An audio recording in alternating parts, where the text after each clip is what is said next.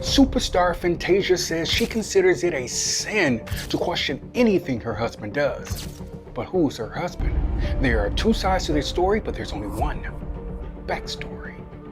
In the world of celebrity unions, Fantasia's marriage stands out, not because of the wedding, but because of the speed. After just 3 weeks of dating, he asked for her hand and she said yes. Who is this man? He's not a chart-topping artist, not a Hollywood face, not a name that moves through industry circles. He's something strange, an outsider who came in through the side door cloaked in mystery. For some, it was love at first sight. For others, it was a calculated move.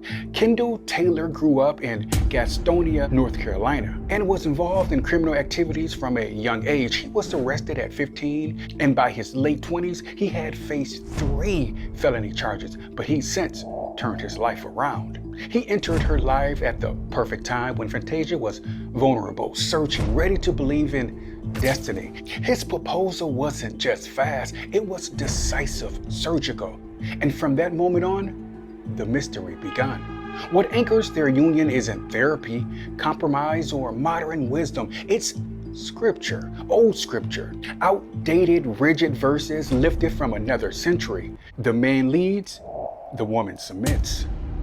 To her, it feels like protection. To him, oh, it's about control. See, the louder the sermon, the heavier the past, the stricter the rules, the darker the secrets. So when couples like Fantasia and her husband lean on ancient verses of submission and authority, it isn't just about building a godly marriage, it's about suppressing something far more human: fear, temptation, desire, shame. But some observers draw a parallel that's hard to ignore. Her husband carries the shadow of another infamous spouse, Wendy Williams' ex-husband. Assertive, commanding, the kind of man who shields with one hand while tightening his grip with the other. He manages her world, her image, her finances, her day-to-day movements. To Fantasia, he is the order she prayed for. To others, he is control disguised as care. Well, hey, whatever works. I mean, they have been married for 10 years. But we've seen this type of control a million times over, and we know how it always ends. If their marriage fractures and the scriptures no longer holds them together, one truth looms like a shadow.